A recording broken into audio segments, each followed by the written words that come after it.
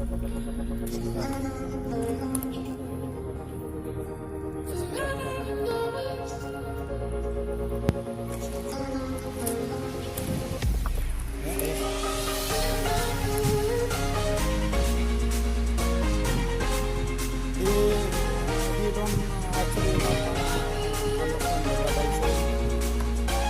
gagawin natin ngayon ay magpapalit tayo ng bagong magnetic contactor. Bazil, where is the magnetic contactor? So,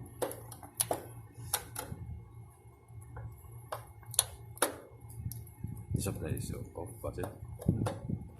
Contactor kasi what happened that contactor, Bazil? coil damage. Ay, dami. Okay. Yan po.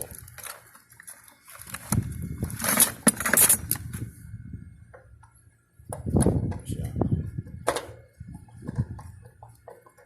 Papalit na bagong contactor.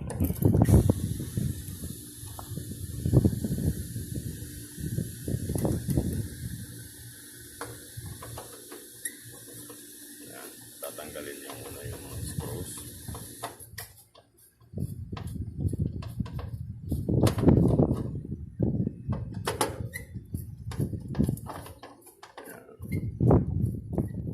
So, what type of this aircon Bazil?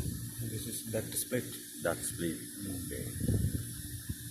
Kasama ko ulit si Bazil na kinakabit na niyang bagong magnetic contactor.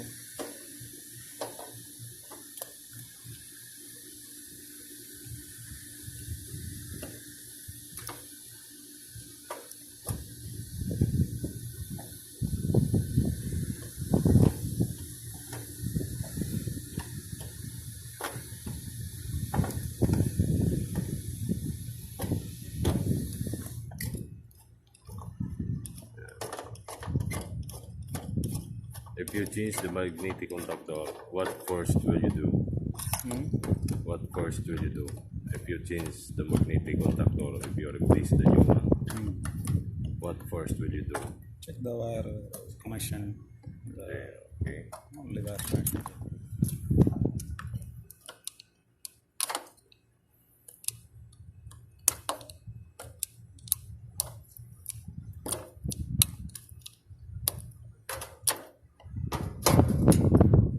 That wire you remove, Bazil. For what is that? This is fan motor. Fan motor. Supply for fan motor. Okay.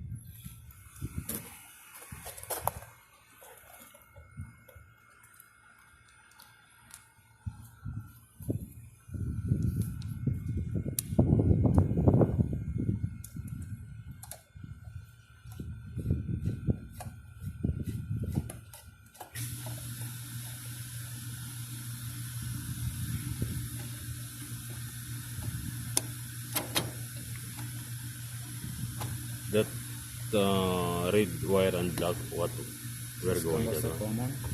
Compressor common This is compressor running. and running. Okay.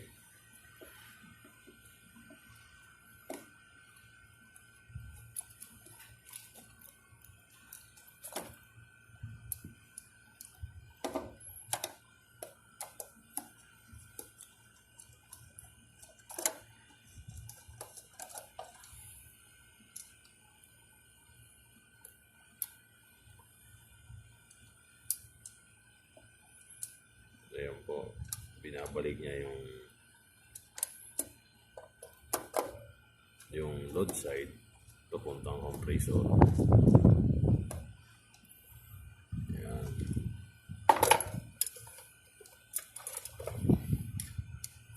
And about that one, This is capacitor. That is, okay. Yung pinakahuling pula na wire na tinanggal niya ay papunta ng compressor.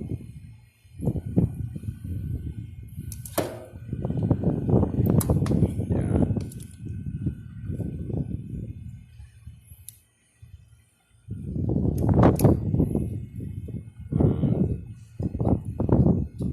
And what is that, Bazil?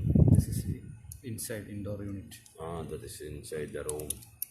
Supply for indoor. Okay.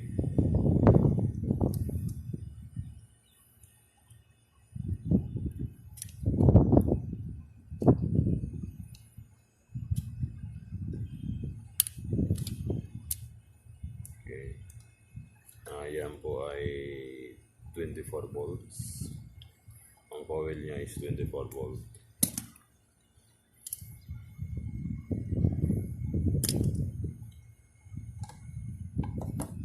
Kakabit na niya yung power source. But be careful that wire, maybe not off. No? Not off. I will show.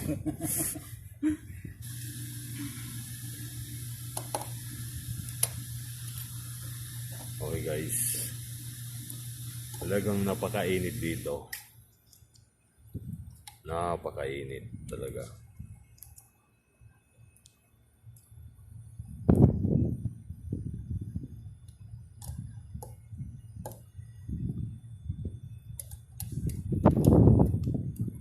Pawis na kami. Lalo na yung gumagawa. Pawis na pawis. Ako nga lang nagka-camera lang ay pinapawisan na ako.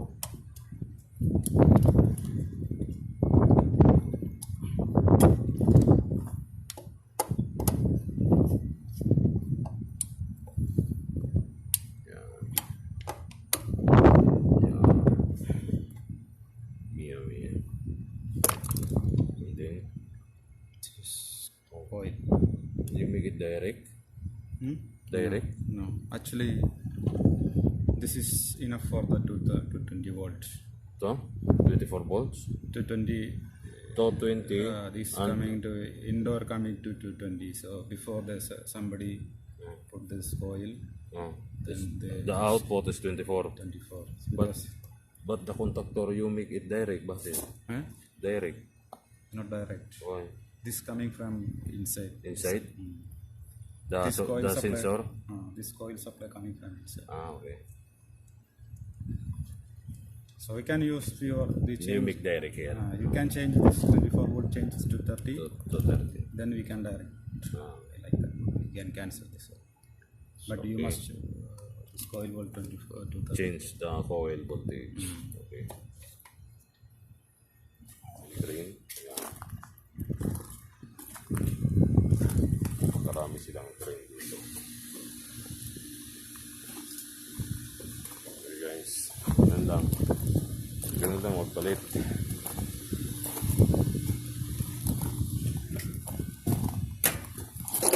Yung pinalitan niyang lumang contactor. 24 volt AC. This is only one pole.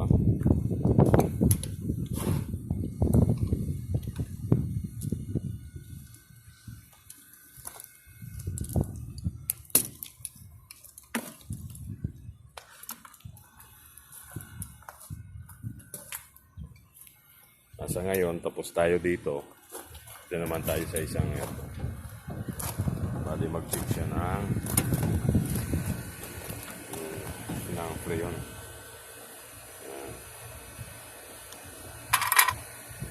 Check niya yung freon.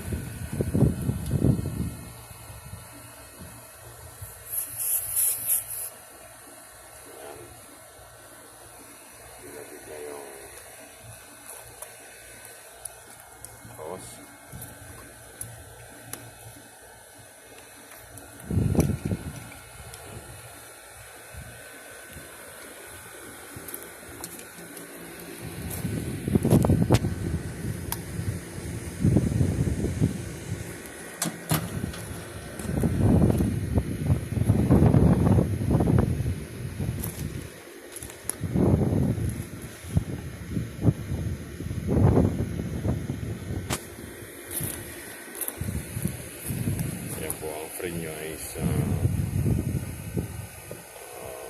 yun, 22.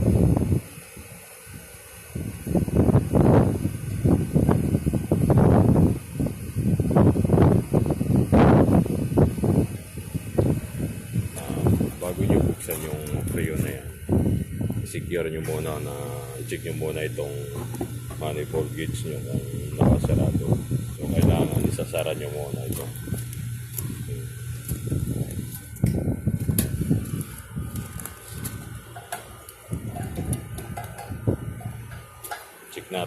I-check natin yung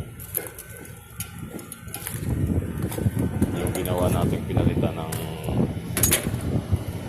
contactor. Meron tayong 20.6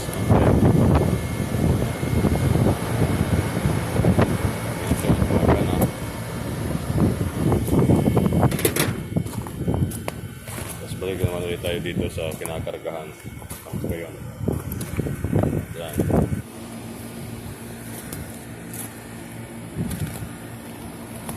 Tapos ng 5 minuto, check ulit natin, observa natin yung status.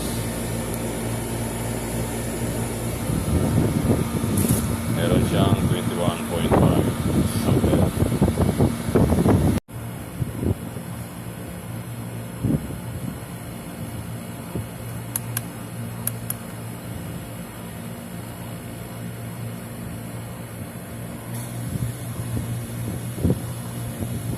Then yung can you show me that the gauge Bazil? Yan mga kabayan. Yung gauge niya ay taas pa ba?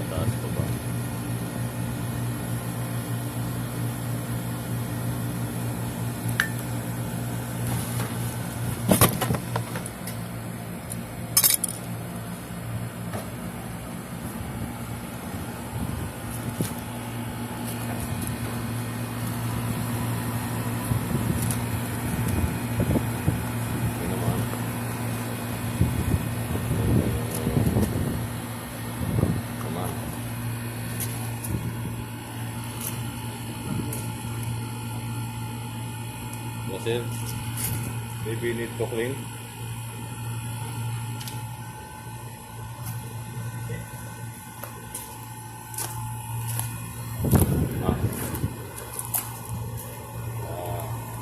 Maybe.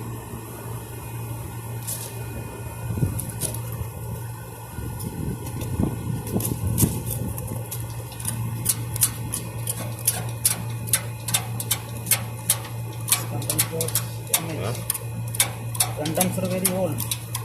Yes.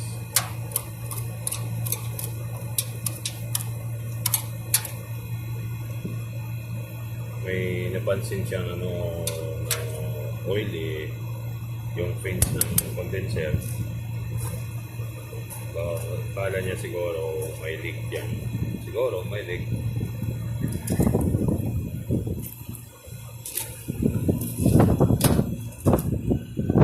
No, it's leaking. No?